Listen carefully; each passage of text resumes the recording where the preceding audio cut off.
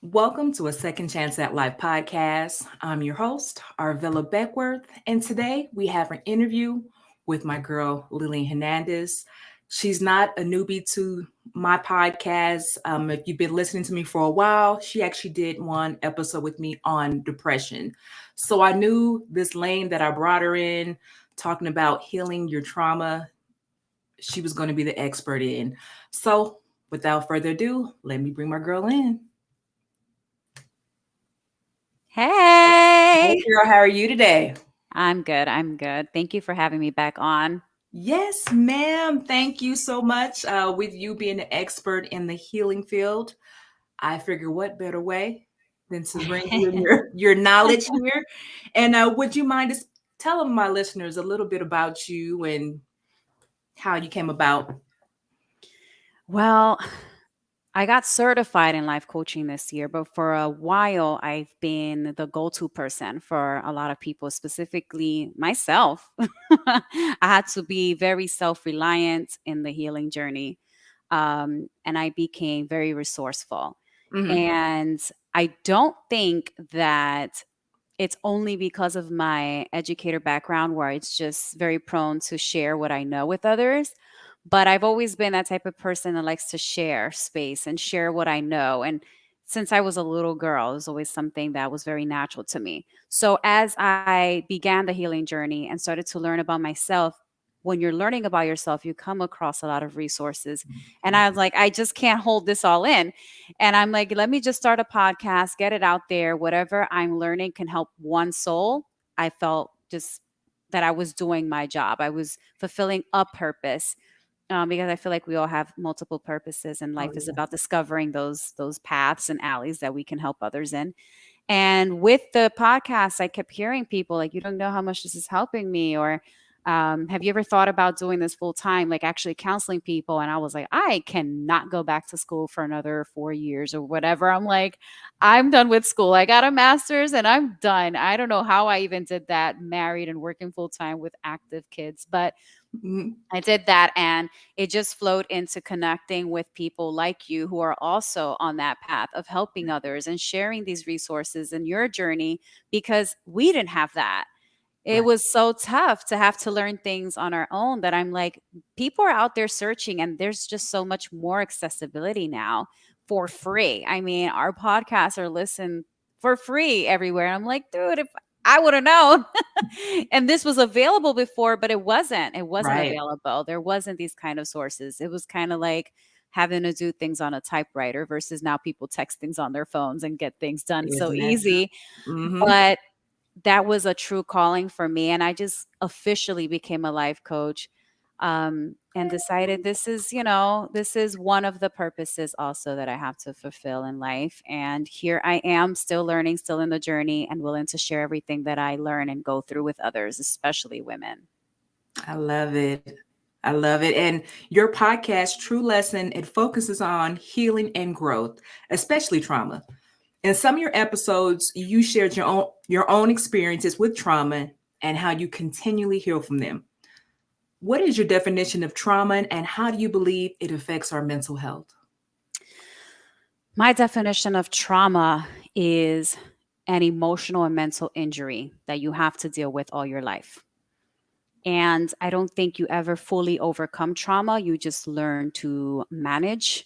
It's like pain management for the rest of your life, and perspective uh, changes in life. And I think it will forever impact our mental health, but it doesn't have to mean that it impacts us in a negative way.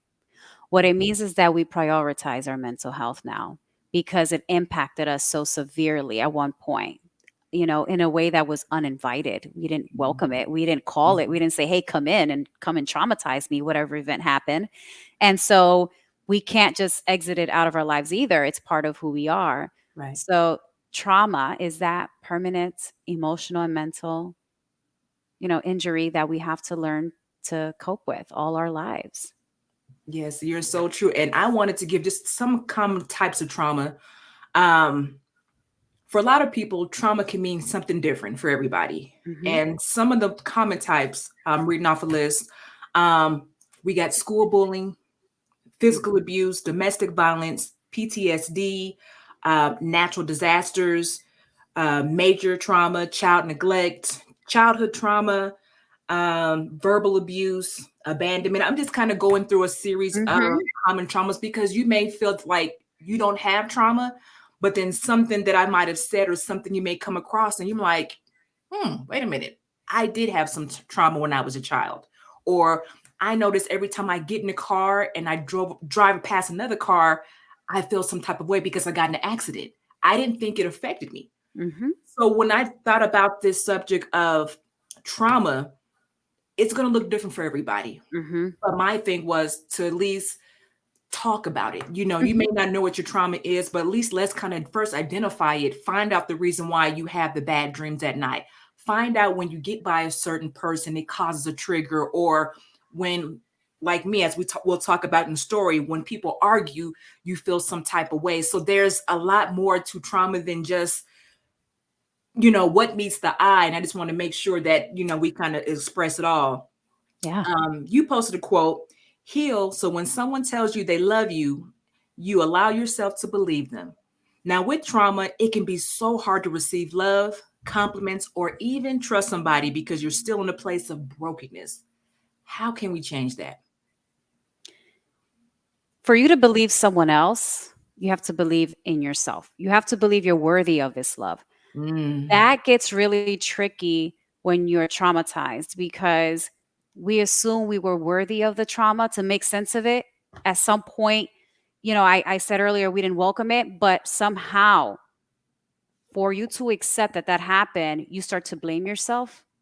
Like, oh, I had to have done something. What did I say? What did I do? And so you start to do the self-blaming, and you start to believe that you're not worthy of something better, of actual being protected, of being safe, of being cared for and loved for. And so you start to believe somehow deep down you're not worthy of it. And sometimes that trickles down into other effects. Maybe we start to suppress the emotion. mhm, And then sometimes we add on to the trauma by not yes. addressing the trauma. Mhm, And then it becomes so suppressed so deep down that we forget it's a part of us. There's so many things that show up as a trauma response, but we don't really know what the trauma is, right? right. Like we know perhaps, oh, we have high blood pressure, but you don't know what it is that you're eating that's causing that. Perhaps it is something you're eating, or perhaps it's the job you have that's causing the stress. And so we're neglecting ourselves from the truth, from the root of the problem, but we know there's a problem, but we just keep going because we don't have time for it. We don't have the energy for it. We don't want to address it because you know what? We are good. We're fine. All that happened to me and we're fine because that's what we were conditioned and learned to do was to keep moving forward. Life is hard. Life is hard. And so because we believe life is hard, we take that and we continue running with the trauma. The problem is when you have children or even don't have children, you have nieces and nephews and you have people watching you, that's generational trauma we're putting onto them because we've normalized it. Whatever Mhm. behavior that we have taken on as habits or whatever, it's normal. Oh, you don't feel well? Take a shot. What? Why? Why do we need to suppress it? Let's address it. Let's address it. That's it. Suppressing is only going to make it worse. And that's just what we're leaving behind that kind of energy. If we continue to play that narrative that life is hard, we're never going to be okay because life is not hard. It shouldn't have to be. And if it is, it's because we've set ourselves up that way. That's exactly it. And I love how you speak about that it can be generational. If you don't break it, it just passes along and nobody knows where it started from. It's just that we've always done it this way. We've always Yeah. accepted it. This is my norm. Right. So you're right. We definitely have to start addressing it so we can fix it. Absolutely. I mean, there's so many, it looks in so many ways. Like I had to realize I have my traumas too, and I understand my traumas, but I didn't realize it was showing up in different areas of my life. I thought it was just emotional and mental, but it was also showing up in my actions. I had a really, I have, because I'm still working through this, Mhm. but asking people for help or for assistance in anything. The hyper independence is a trauma response because you feel you can't rely on anybody else because once upon a time you literally couldn't. You were the person that was the one that was being depended on for everything emotionally and whatever. So now it's like I'm still working through that process where I'm like, oh, okay, I need to get all this done on my checklist. I need to get all this done on my checklist. Like nobody else is going to do it. I Right, have to do right. it. Can someone help me with maybe this task or that task? Maybe. But why am I going to bother them? Why am I going to put them out? Or, this is not really their responsibility, because I learned at one point to take other people's responsibilities and make it my own. And as that trauma response continues to build on, here I am trying to deal with it with everything, which becomes overwhelming. And then Okay. we shut down, Mhm. but it's also another thing is that fawn response, right? Because we have Right. three different responses to trauma that are very familiar, right? It's the fight, flight, or freeze. But then there's also the fawn response, where it happens, you acknowledge it, you don't do anything about it, you kind of fight it, but internally, you don't Mhm. address it physically or maybe verbally, but you address it on your own. So you're alone in all of this. And you also freeze because you're like, what do I do? And you don't physically take action in the moment. But with time, the fawn response, it'll start coming up. You become a people pleaser. You want to solve everybody's problems. You're the kid who helped everybody in class because you wanted the teacher to feel more at ease when you were around. Or you were that child who didn't want to add on to your parents' stress because their marriage wasn't working. So you wanted to have the straight A's, clean, help around, or they split up. So now you're playing a certain role to help ease off an adult. So you've learned things like that earlier on that become habitual to you later. You don't even realize that it's the response to a trauma, even though you know what the trauma is. So it works both ways. Mhm. You're right on So that. it's so layered. It's definitely like an onion, and that's why the journey looks different for everybody. Right. And the thing about it also as well is that when you don't acknowledge something and sweep it under the rug, like you said, it comes out in the most unconvenient time. You don't want it to come out. It comes out, you're at work stressed out, and then all of a sudden you're yelling at work, and everybody's like, oh, she's crazy. What's going on with her? But it's after a while, Yep. they've been Hmm. harping and harping on you, and you just kind of flip the switch, and they're like, Yep. okay. And, I always talk with the ladies that I work with is, sweeping on the rug is just a temporary fix. Yep. You eventually have to confront the trauma. You have to confront what you're afraid of so you can take the steps to get over it, because there's nothing like seeing the fear, seeing the trauma, and every time you come up against it, you turn the other way. So somewhere you need to get the help so you can, even if it's a little step could be journaling. Hmm. A little step could be going to a therapist. It doesn't have to be a huge leap, and then all of a sudden you're back in the space of reverting back in, of the trauma. I know it's easier said than done, especially if you're still going through the trauma. Hmm. But as Hmm. you continue to heal and get a little bit better, don't pressure yourself to want to have to fix it all in one day, all in 1 year, all in 5 years. Like you said, it's an ongoing journey that some of us still deal with in some capacity or other. Oh So I yeah. love I love the fact that you kind of broke it down that way. It's just sometimes that's how it is. And just even talking about that, when I went through my domestic violence relationship about 25 years ago, I was physically living in it. And what I mean by that, I was in the abuse as it happened. So that trauma was there every day. I didn't have a chance to escape it because I was trying to protect myself in that moment. Here it is years later, once I finally removed myself from the situation, I found myself still reliving it mentally. Hmm. And what I mean by that, when people are yelling or arguing, I feel myself get tensed up.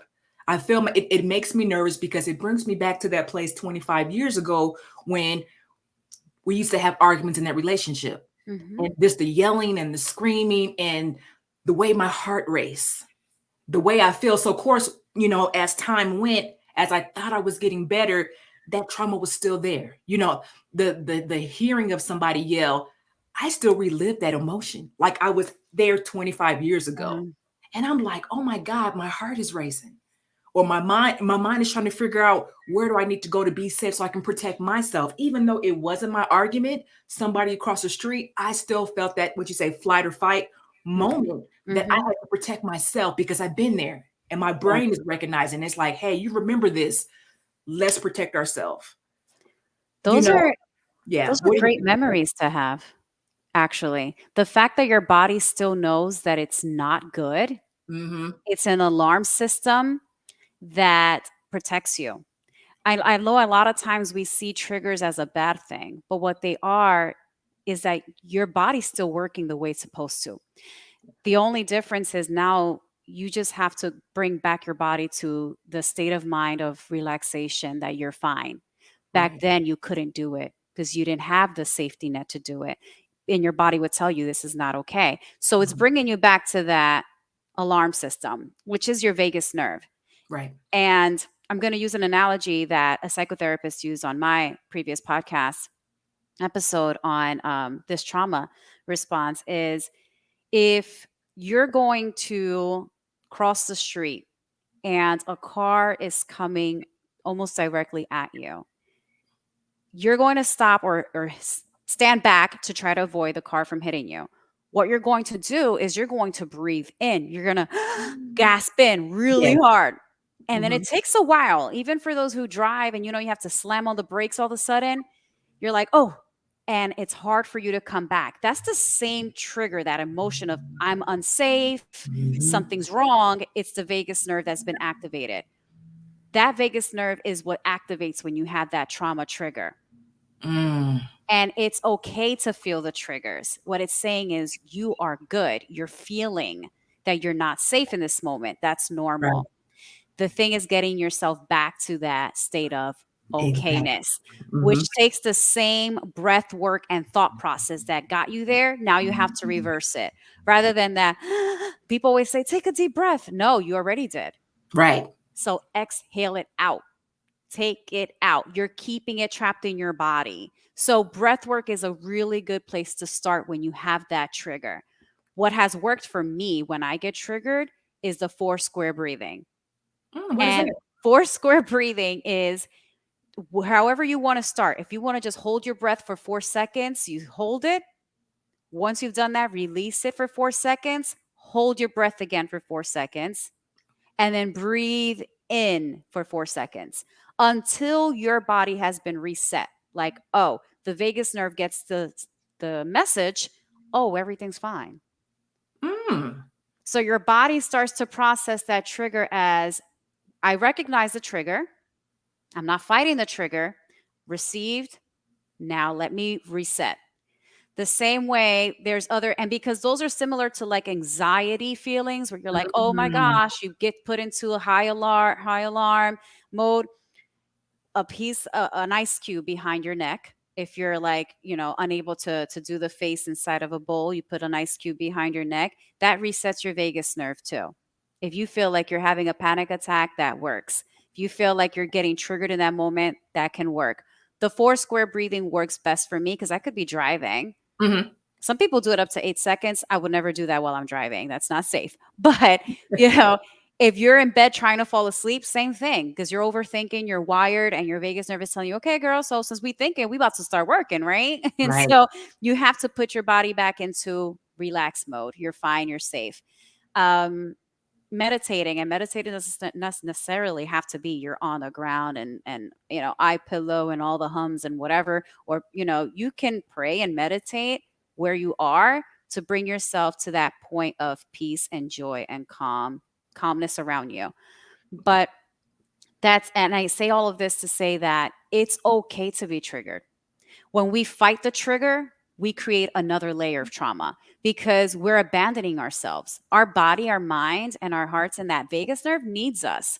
So we need to pay attention to it because no one else knows what's happening to you. No one else is processing those emotions and those thoughts but you. So you have to look out for you. You can let people know by you, like, give me a minute. Let me just process something real quick and give yourself that time because no one else understands you like you do in that moment. And you have to be there for you because back when that trauma happened, you Mhm. couldn't. You were on Right. survival mode. Right. Survival mode. Yeah. You're not anymore. So that's what you have to continue to tell yourself. You're not anymore. You're not surviving. You are thriving. And you're just acknowledging that moment in the past. And your body's telling you, yes, your body has memory. Your mind has memory. This is an unfortunate memory, but Right. you're not there anymore. You're Right. here now. You survived that. So you don't have to be in survivor mode. You're good. You're okay. So repeating that notion to yourself will tell your vagus nerve, oh, okay. It's like that car alarm. Tweet, tweet, you're good. Right. That's It's it. security. Yeah. Yeah. Knowing You it's locked. Right. it's not as simple as that, but that's the analogy I like to use also. It's like, your car can be some alarms are very sensitive compared Mm, to others. That's how we are. We're very that's right. sensitive. Some people are, and some people can pretend, and some people actually face the trauma head on when it happens. They fight back. It happened once versus sometimes things happen repetitively, Right. repeatedly. And that becomes very hard to then come out of because once upon a time to survive, you had to normalize it. Right. It's not normal. It was common in the past. And that's something that we have to narrate to ourselves. And again, there's many ways you can do it. Those are just some of the things that have worked for me personally. And I love those examples. The one thing that I want to talk about, what advice, and maybe we'll get into it within this next question, but what advice can you give someone that is an adult now, but had childhood trauma that's never been dealt with? For years on years, just you were a child. You didn't know how to, you didn't know how to get the resources, you didn't even know how to verbally say what was going on. Now you're an adult. Now you're struggling with it more than ever. What advice can you give that person? Well, healing is a journey, not a destination. In the same way, when we're adulting, we're still learning. Yeah. We're still learning. As parents or as an adult, just alone in the world, we're still processing and learning to do better. The same way our parents, they did what they knew. Doesn't mean it was the best. Sometimes they did their best, but it wasn't probably what you needed. And there's many ways to receive attention and love and care that probably wasn't the best, but that's what they knew. And whatever adult around you felt that was the best call for them around you and calls trauma onto you, sometimes willingly, sometimes Yeah. unwillingly. But that was a choice they made that wasn't on you. The choice you can make today as an adult is accepting that you're going to do different. So you have to now be the adult that you needed as a child. Number one, for yourself. And secondly, for anybody that can be in harm's way. Even if you see that one sign, that one red flag, address it. It's there. Just like that vagus nerve is telling you it's your alarm is on, pay Right. attention and then address it. There's many red flags we see around other young girls. We have to address it. Sometimes they hide it. Sometimes they hide it. So what you have to do is provide that space for yourself and by example lead so that when they're ready to come forward, then they come forward to talk about it. Because unfortunately, it's easy to hide. It's easy to hide behind the trauma because we're always just protecting other people. Right. It's always about somebody else. It's never been about you. They hurt you, yes, in the physical realm, they did, but they didn't take anything from you. So that's number one. They didn't take anything from you because you're still standing. You didn't become them, right? You didn't become the trauma. You didn't become them. You're not identified by that trauma. Now, if you continue to identify by that trauma, then you're still allowing that somehow to be a part of your life. You're manifesting it into something bigger than that event or at that time period. If you continue to identify as that, then it's still part of your identity. But as an adult, be that adult you needed. That part is very crucial, right? I think one thing that I've learned recently that is a great tool for people who are like, how can I do that? Well, there's something that a lot of people, it's kind of trending. And you probably heard of this, Arvilla, but people are putting a photo of themselves as a child on their mirror. So in the morning, they look at that girl or that boy Hmm. that right before the trauma or around the time the trauma happened to them that they remember. and they're going to say things for them that they needed at that age. I Like, have I not love seen that. you. I'm here for you. Look at where we are now. This is how far we've come along, and I got you. Because inside of us is that child that got traumatized. Okay. So there's no way to be like, oh, but that happened when we were kids, like whatever.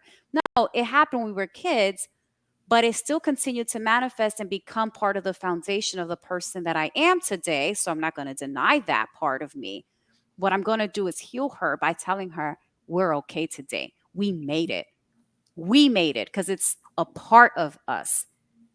And that's an amazing strategy that I've seen people do. They talk to that part instead of remembering that child as broken. No, Mhm. I got you. I healed you. And I'm still working on this because you deserve it.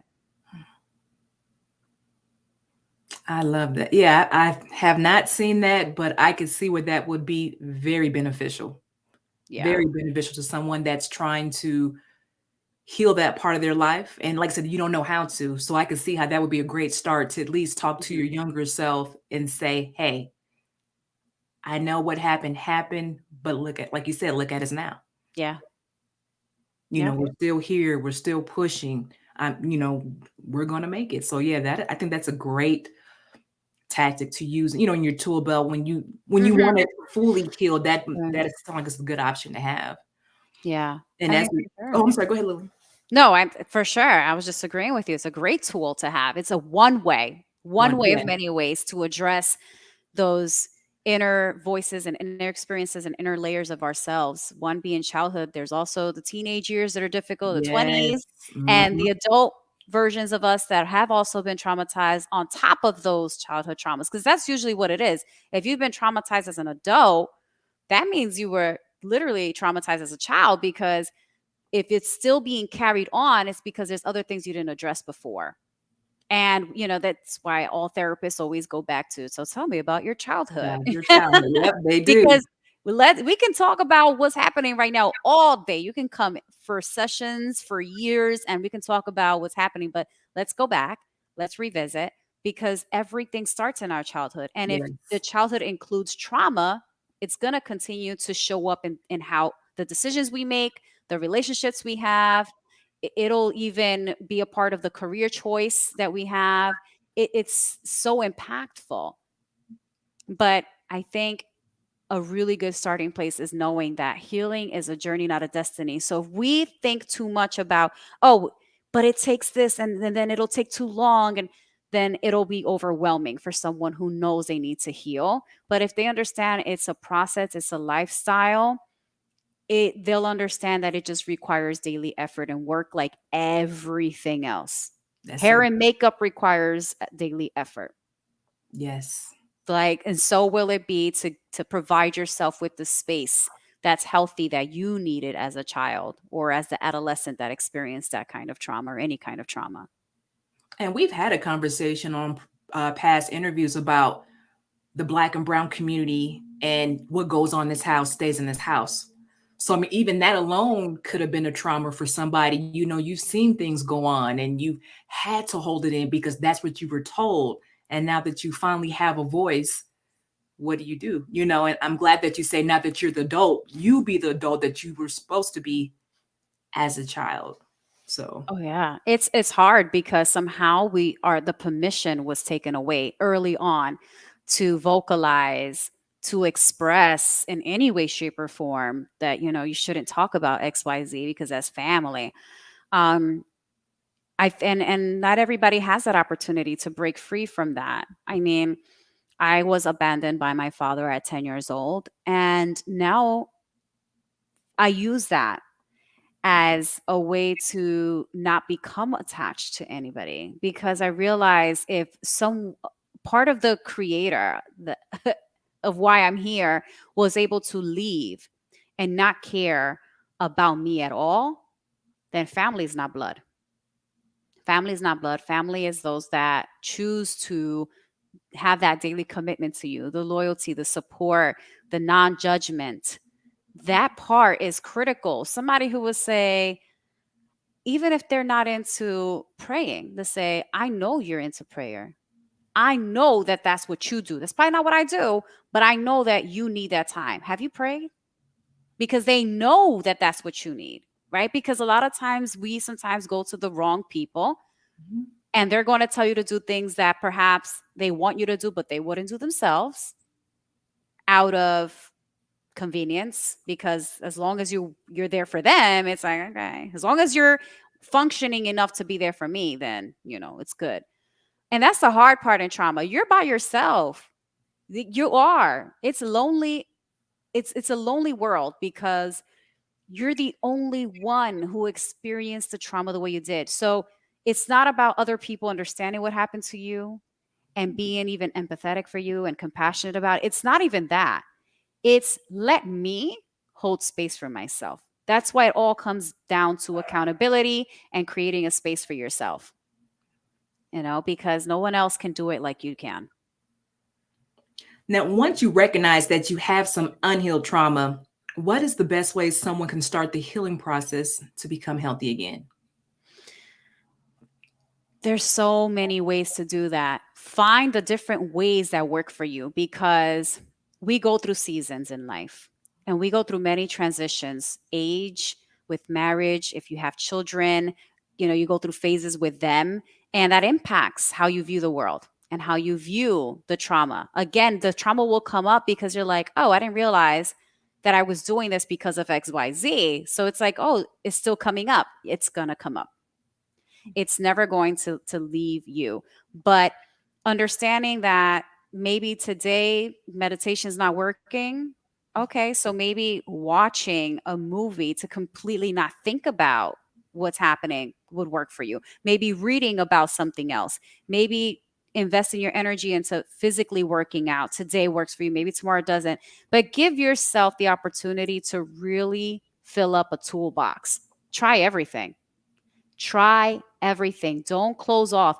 If therapy didn't work, okay, there's life coaching. Life coaching didn't work, okay, there's support groups. Oh, that didn't work, go volunteer. So often we get caught up in ourselves that we forget how much value we have, right? And I think when we are too up in our own heads, serve. Go serve. Go volunteer. Go out there. People need you. You're needed. You're here because you're needed. And figure out where you best can fit in the meantime, because sometimes we're too riled up, we're stressed out as adults, and we got bills to pay. And then there's higher bills because bills go up and down. Mhm. Bills go up. Down only if you downsize, because bills just get more expensive. We all know with gas and everything. Everything just goes up. Mhm. Okay. And so things are going to be more stressful then. And so, okay, then you're getting older. Now, okay, maybe we have some health issues coming in, because when we were younger, probably we didn't know better. We didn't know how to take care of ourselves. And now we do, but things catch up. Or there's genetics at play that we cannot avoid. Some things are unavoidable, and age and whatever. And then, okay, now we got to worry about health and retirement. Stress is unavoidable. It's all about managing how we get that, you know, going on a daily. But then when you add the layer of trauma, that becomes even more stressful when you're aware of it. But again, when you're aware of it, you manage it. When you're faced with it, face it. But don't let it be what defines you as a person, because then you use it as a crutch. Unfortunately, it becomes the crutch. I can't do it because or I'm not going to be able to because And it's like, so what do you know about it? Mm. What do you know about your trauma? Because you want everyone else to hold the space for you, but you're not doing it for yourself. So, yes, address it, face it, acknowledge it, and do what works for you. Multiple things work for people. For people who are older, I've noticed it's harder because you've lived 40, 50, 60, even 70 years of your life as a trauma response. Like your whole life is based on I'm fine. I'm fine. I'm fine. Everybody else can see you're not okay. But you say you're fine. For the love of yourself and those that love you, you know they love you. Listen. A lot of times we do too much talking. Let's Mhm. listen. Let's Yes. listen. Listening helps. And I think that's helped me a lot. Listening to the podcasts, listening to the audiobooks, listening to the sermons, listening to other people's stories kind of created a community for myself of different support systems. Today, I might need help with my finances. I'm like, shoot, I'm about to go up in Arvilla's and see what template she got going. Like, today, I need help with my spiritual guidance. I'm going to put this song on. Today, I need help with my physical. So I'm going to listen to this podcast or I'm going to go into this girl's page to talk about nutrition. Mhm. So you have to really create a community for yourself, which is one of the little mini tricks that people don't really realize. There's not just a one go-to person. There's not just a one book that you read. There could be one that's very transformational and it opens up an avenue to other things. But this is why it's hard. People are like, you always talking about trauma and blah, blah, blah. But how do you really get, solve it? Or how do you really get to a solution? It looks differently for everybody. There is no one size fits all. There's only different tools out here that are available to you, but you have to go out there and try them. Don't be afraid to try it. Because all it's going to do is teach you if it's good for you or not. That's it. Mhm. Right. I mean, yeah, you might not like it. You might not enjoy it. It might be difficult for you at first, even though you keep pushing through. For example, yoga for me is not a thing. Listen, I'm flexible. I just don't like it.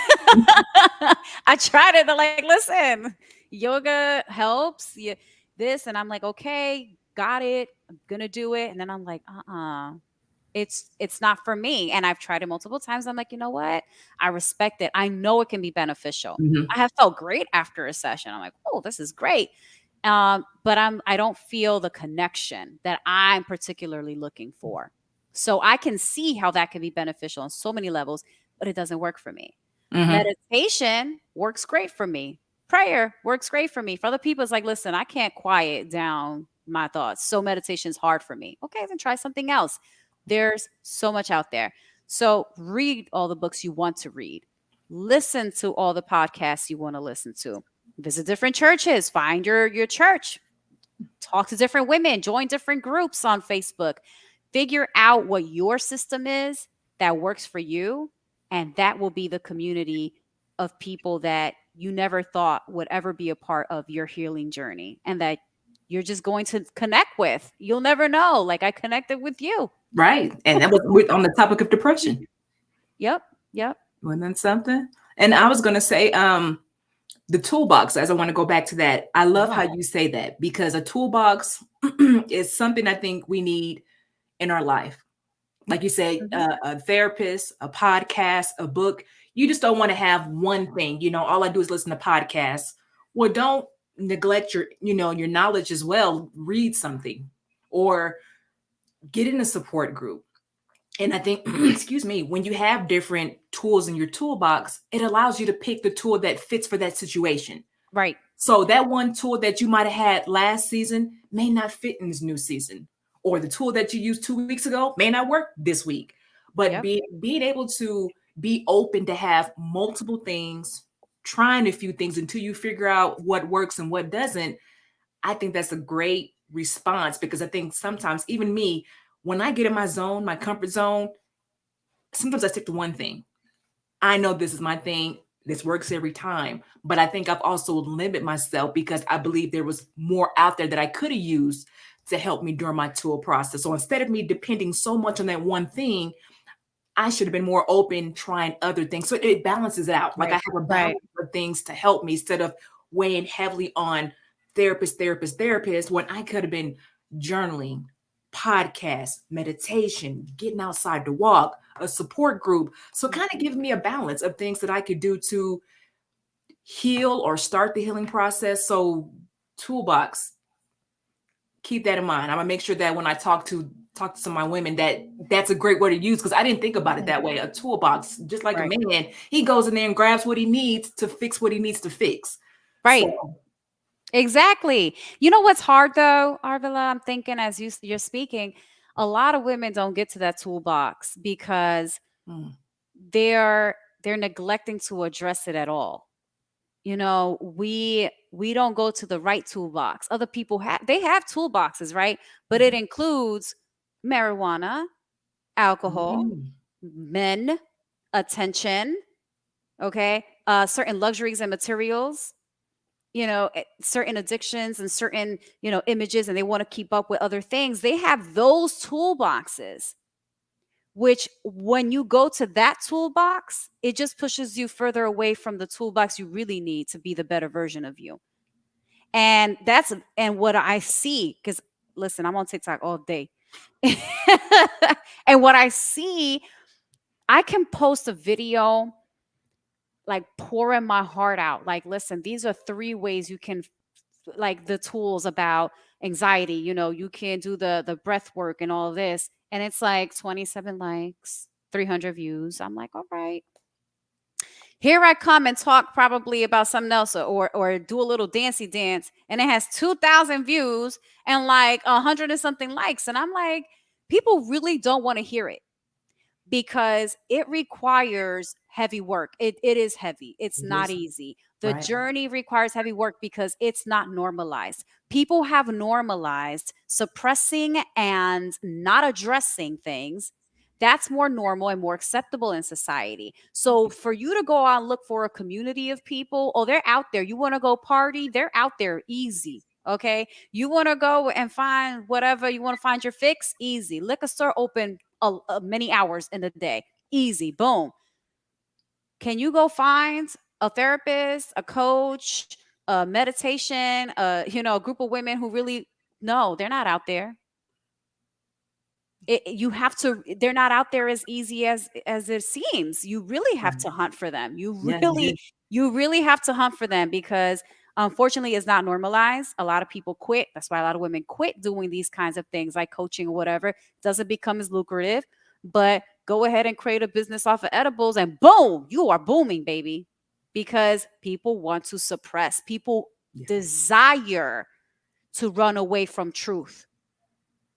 And that is what causes a lot of people from not being able to go and stick with it because they're surrounded by people who suppress. They're surrounded by people who don't want to address the real issue at hand. That's why you see strong women don't have many friends. They're not very social because a lot of other women can't handle that level of maturity, of healing, of authenticity. No, let's talk about lashes and makeup. We're good. This, which is not a bad thing, Right. but we're making that a priority. We're making that normal. We're making that a necessity. And that's where it becomes very hard for a lot of women, especially our younger women, to seek guidance from women because that's not really what they're looking for. That's Mhm. not really what they need. But it's so accessible. It's so easy to fall into those traps of image and suppressing. It's so easy. Yeah. It's cheap. It's quick. It's easy. It's the quick fix. But then you're going to fall real hard again. And you're going to be in the same pattern, the same trauma wheel.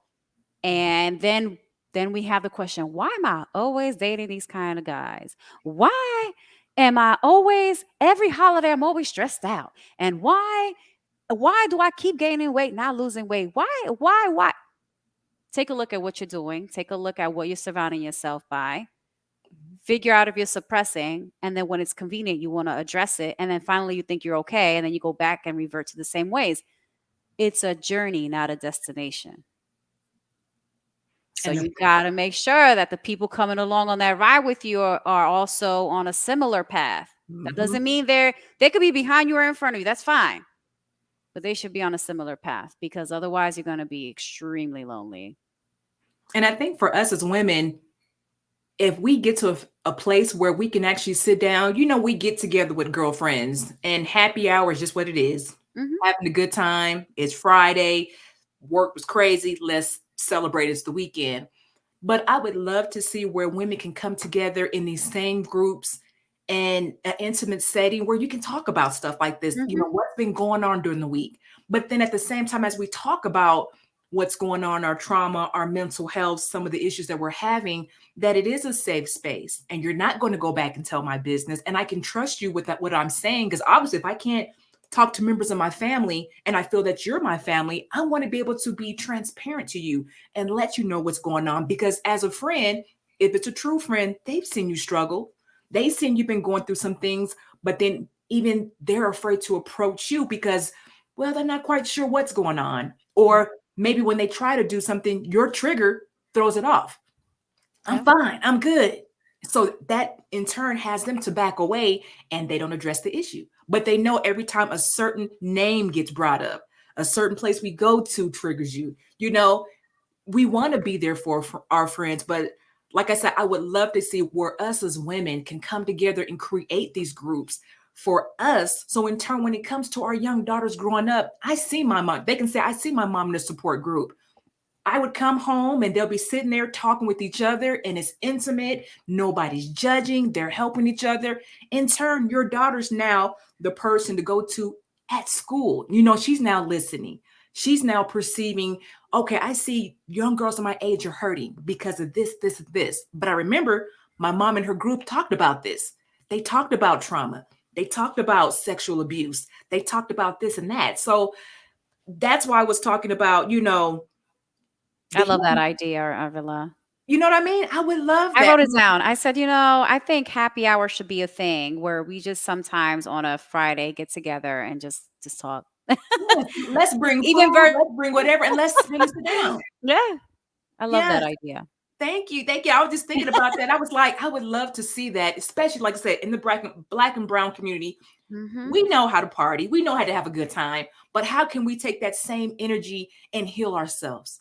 How can Yes. we now take those past generational curses or the things that happened to us in the past and start addressing it as adults now? Let's Yeah. not keep saying, well, my mom dealt with that or my grandma dealt with that. Okay, well, today, what can we do today to make sure our younger generation doesn't keep following the same footsteps as we did? So, Yep. Yeah. I love that. And I think when we don't see it happening, we have to create it. yes, And that's also something else. A lot of times we look to others for modeling and examples, but you know, it's up to you, you know.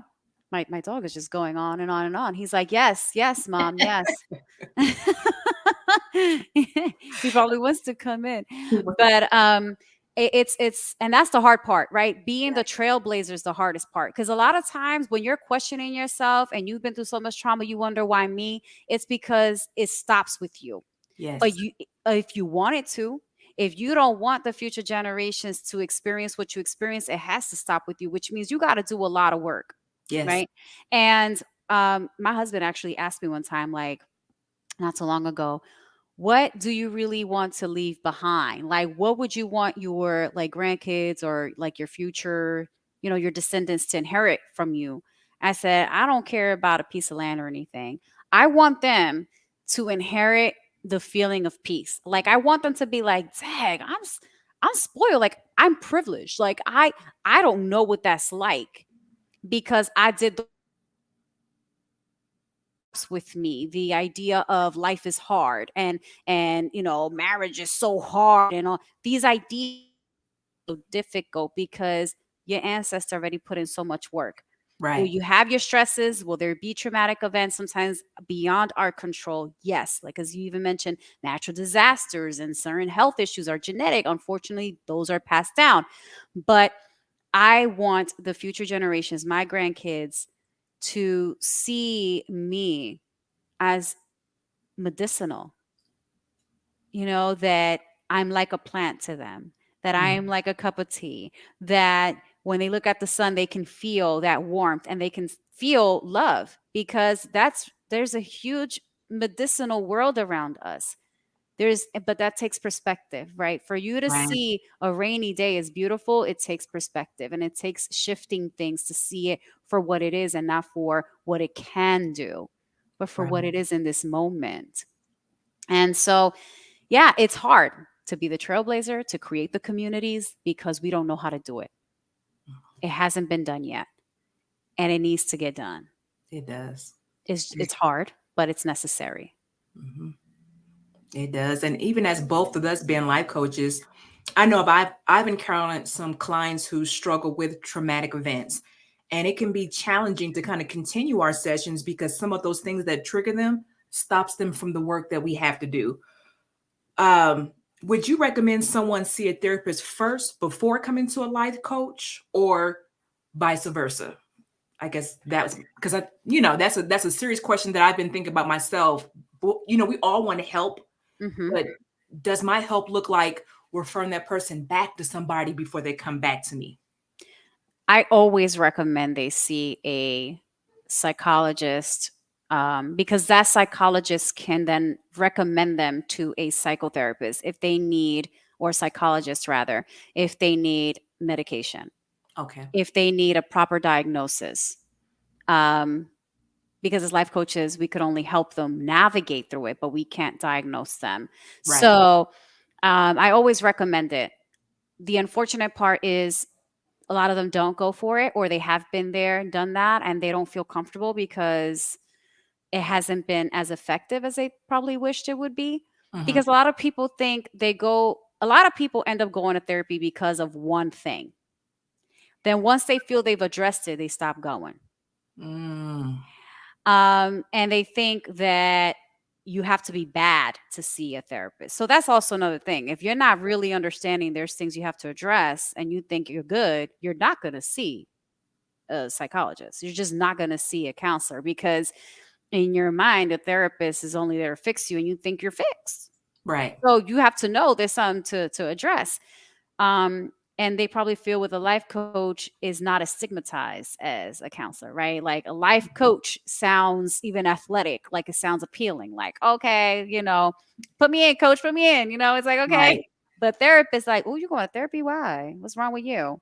So yeah, it's still very stigmatized, unfortunately. But I always recommend it because you you might get lucky and have a therapist that will help you work through so much that can definitely make the life coaching more successful. I think it could work in conjunction.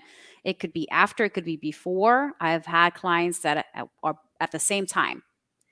They're working with the therapist and with me, and they're like, I get different angles, which helps them see things differently because when they're just getting with me, they're kind of like, okay, I see that. But with the therapist, they're like, oh, I see that. And so they're kind of getting different angles to create their own perspective because that's what it's about. It's not Right. about going by what I have done or, okay, this therapist told me, the therapist told me, they're getting different angles and then seeing what works for them and then creating a toolbox for themselves. Well, in conclusion, lastly, can you please tell my audience where they can contact you? Well, if they've stuck around this whole time, I got to say Yes. thank you for listening. Thank you. Thank you for listening to me. Well, my podcast is called True Lessons. It's going on its fifth season. It's really exciting because that community has allowed me to network with people like you, Arvilla. So it's really, really, really personal to me. But they can find me online on IG on the True Lessons podcast. I'm looking at what underscores I have for my life coaching page, but Lily underscore Jeanette underscore is my username, my IG handle there. So they can find me there or at lilyjeanette.com. Awesome. And I will make sure that I have her information in the show notes. That way, if you want to reach out to her, if you want to hear her podcast, you do have those links available. But Lillian, thank you again for coming on and be so transparent and talking about a sensitive subject that is still something that needs to be talked about and needs to be kind of in our everyday conversation. So thank you. I appreciate it. Course, anytime, anytime. Thank you, and I hope whoever listens, can give us that feedback Please. because Yes. it fuels us to want to continue to help women like us to do better, be better because you can. And Yes. let's have that happy hour. Yes, definitely. We got to start that. Make it normal. Normalize Yes, it. absolutely. Well, ladies, thank you. I pray that you guys had really gotten some nuggets from this. Take something away from it and start your healing process. And until next week, you guys have a great week. Bye-bye.